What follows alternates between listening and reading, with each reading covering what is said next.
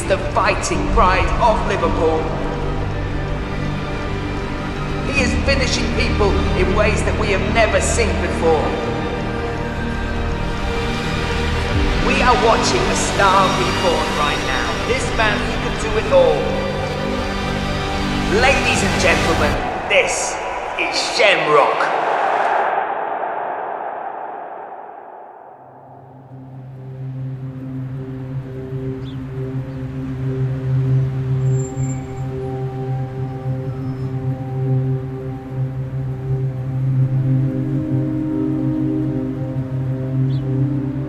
I think growing up I was a bit of a boisterous kid. I was a bit naughty, but my earliest memories, my mum, my dad, my brothers, yeah, early memories are quite good. Yeah, we were all together as a family, and then obviously as time went on, my mum and dad got divorced, and that's when we went to live with my mum alone. She raised 3 of us by herself. We moved around quite a lot. Growing up, obviously, on council estates, there's not much positive role models. And being surrounded by people who were committing crime, and you know the criminals because they got the big car, but they've never worked a day in their life. They've got the money, the jewelry. When you're young, you don't truly understand what's going on. You just see people with nice things and you know, oh, I want that. So I would always look up to them and I wanted to be like them. And I think that's where it started.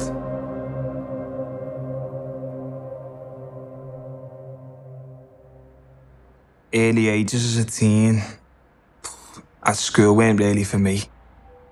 I can remember being like 12, 13 years of age. I'm getting up to no good. I'm selling weed on the estate and that. I'm starting to make a little bit of money. I'm coming to school and I'm thinking, what do I need school for? I'm already making money. My school teacher's pulling up to school in a Volvo Polo, and I'm thinking he hasn't got no money. I'm making more money than he is, and he's teaching school. Why do I need to listen to him? And that was kind of my mentality at that point. Like, I don't need this. School's for chumps. School's for people who go and work in McDonald's or something. I'm carrying knives every day. I'm getting chased by police every day. I'm selling weed. I ended up leaving that school and going to a college to study horticulture. I wanted to do it for my mum more than anything because I know she didn't want to see me end up like the rest of my family who maybe went down the wrong path, my dad and that, whatever, let's say. I stopped selling weed. I'm getting paid by the government now. I'm on like welfare, let's say, because I'm studying. And I can remember, like, police used to kick the door off all the time and search the house, looking for drugs or looking for whatever, guns, knives, whatever. And I can remember I'm coming to the college one day and I'm sitting in the classroom and the teachers are like, come outside, the principal wants to speak to you.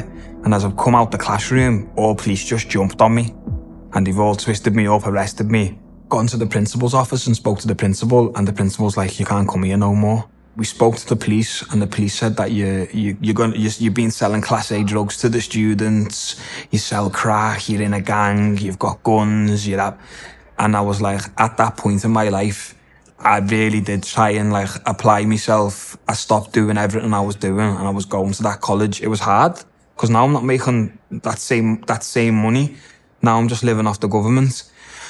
And I got kicked out of that college. And then I feel like that was like a real big turning point in my life where I thought, you know what? If they want me to be that guy, I'll be that guy. And I feel like that's when I started doing everything.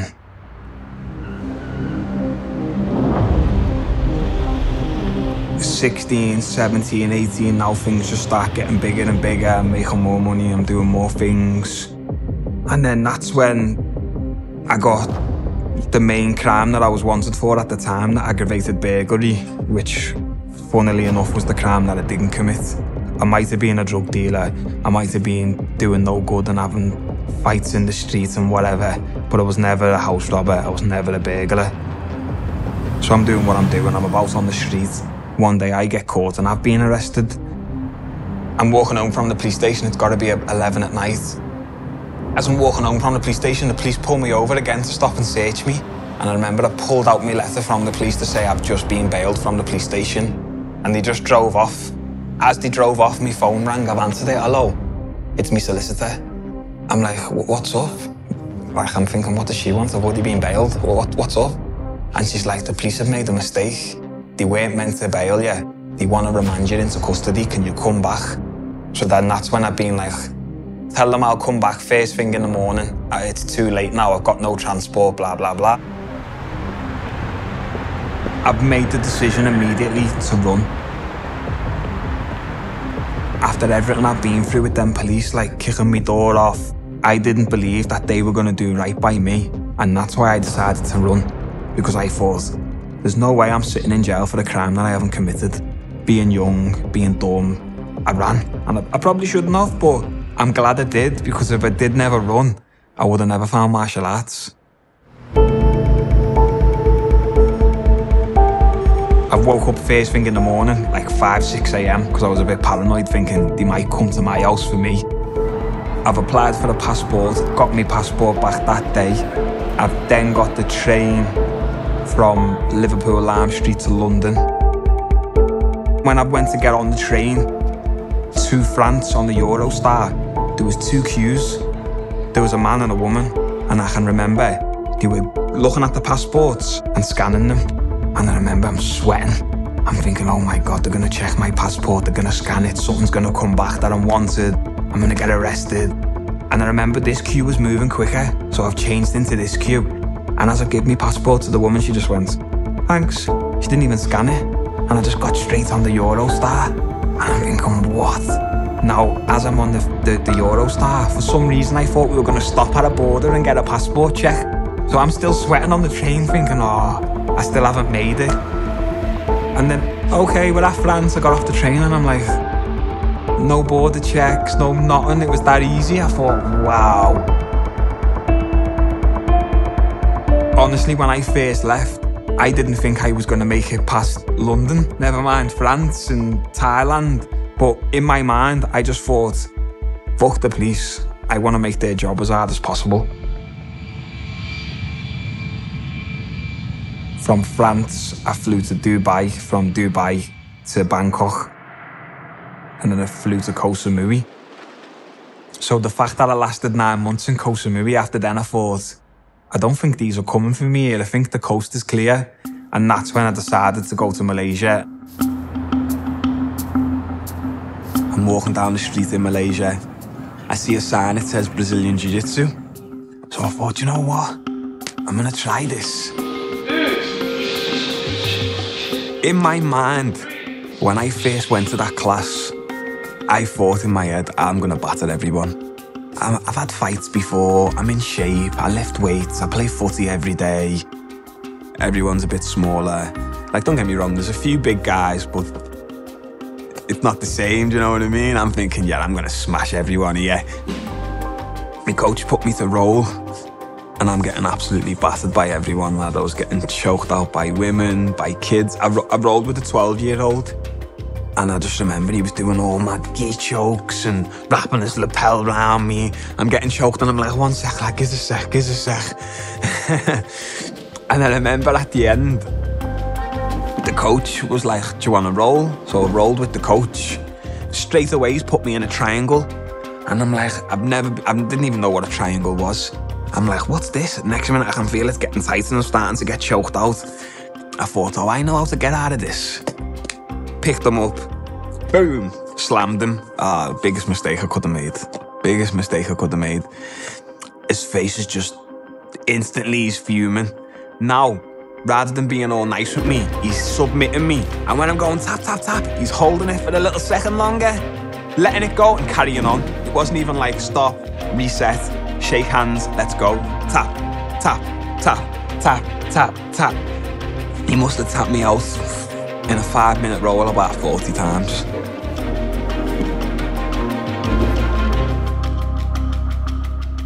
I don't know what that was. I don't know what the fuck just happened to me, but I need to learn that.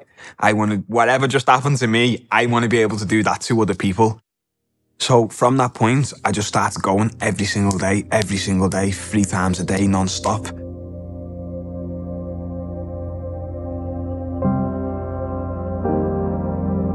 I feel like Professor Bruno, my coach, he taught me a lot. He's like really strict, really regiment. You can't rest your head on the mat when you're doing techniques. After a roll, let's stand up, fix your gi. And he's the same like that off the mat. Fix your code, stand with good posture. We're going to competition, represent me correctly. Take your hands out your pockets when you're speaking to people. Look me in the eyes. And that was the shit I needed. That was the kind of like, the father figure that I never had through my teens. And I feel like going to Malaysia definitely changed me a lot. Definitely gave me a passion. Now I've got the bug to compete. So now I'm competing. I'm doing all these competitions. I'm beating everyone. I've slowly started to beat everyone in the country. Now I'm going outside and I'm competing internationally. I'm winning competitions in Singapore, whatever. I went to the World Championships and represented Great Britain while I was on the run. Like, I did a lot of things that I never thought I'd do at that point. And I remember coming back to Malaysia and Bruno's like, you've done all these good things, but what have you got to show for it? You don't have a penny in your pocket from it. I told Bruno my situation. I never really told no one else, so he kinda could speak to me on a level. He's like, look, I think you should do this MMA tournament coming up. That's when I kind of started training MMA. I went to my first fight.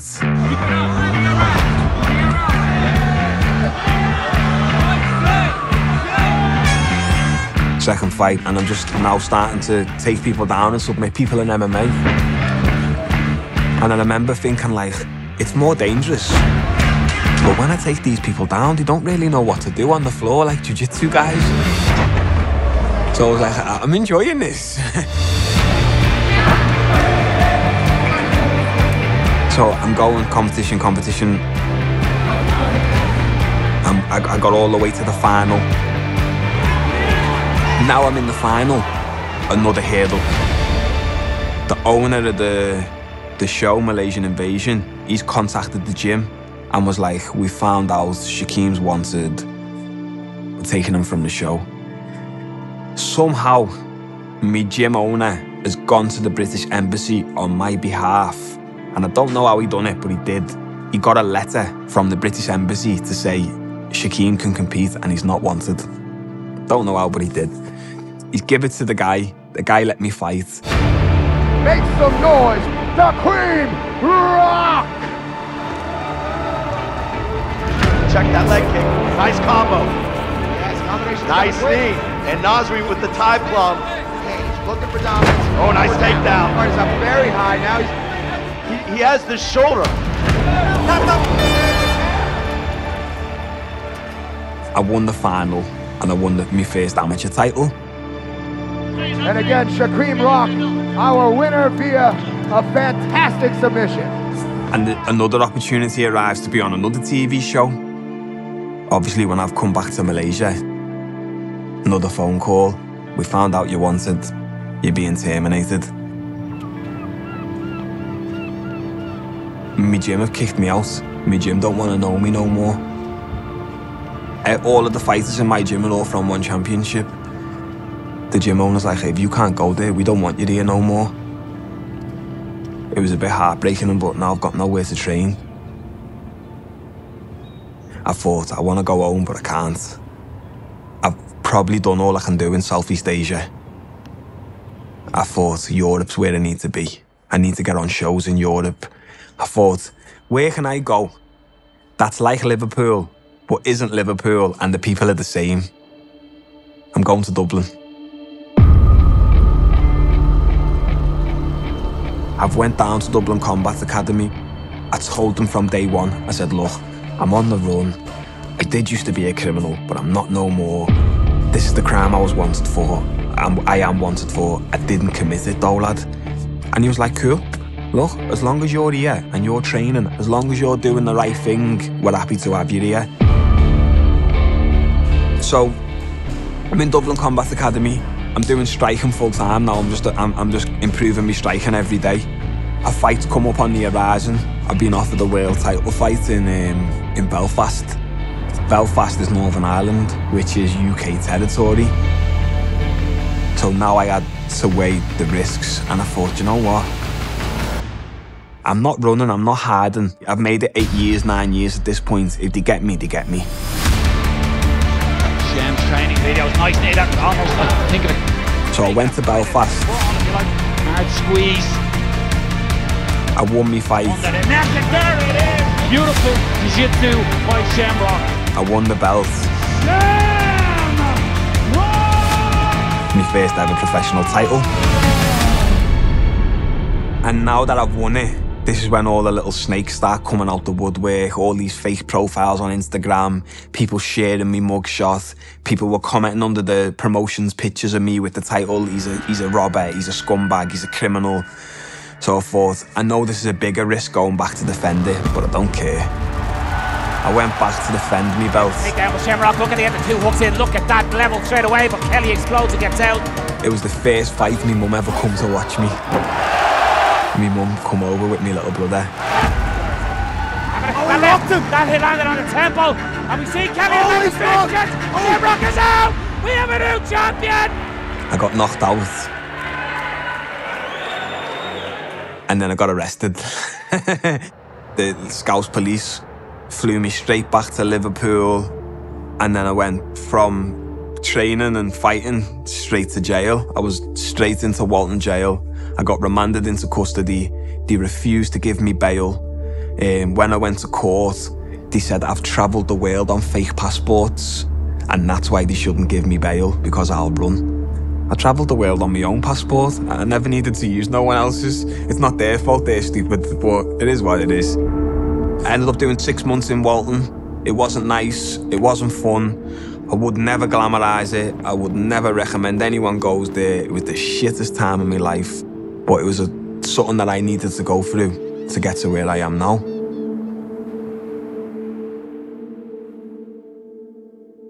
I've gone to court. I got a not guilty. I've got freed. I'm a free man. I'm back home in Liverpool. And the first place I wanted to come to was Next Gen.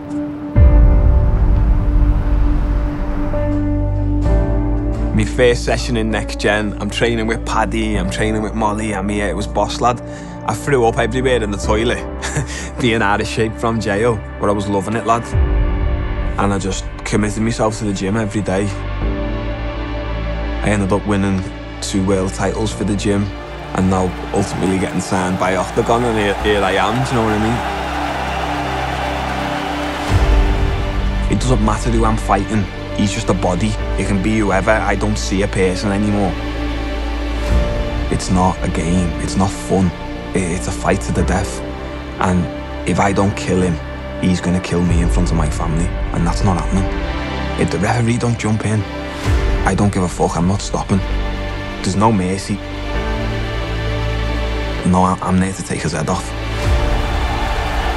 I'm gonna go on to be the biggest thing on Oktagon.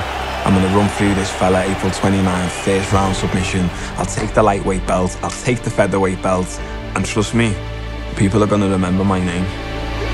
But my biggest dream one day is to have like my own place, where maybe I can teach kids from unfortunate backgrounds, bring them in, teach them martial arts, keep them off the streets. Because I know that's what I needed when I was a kid. I was a little twat.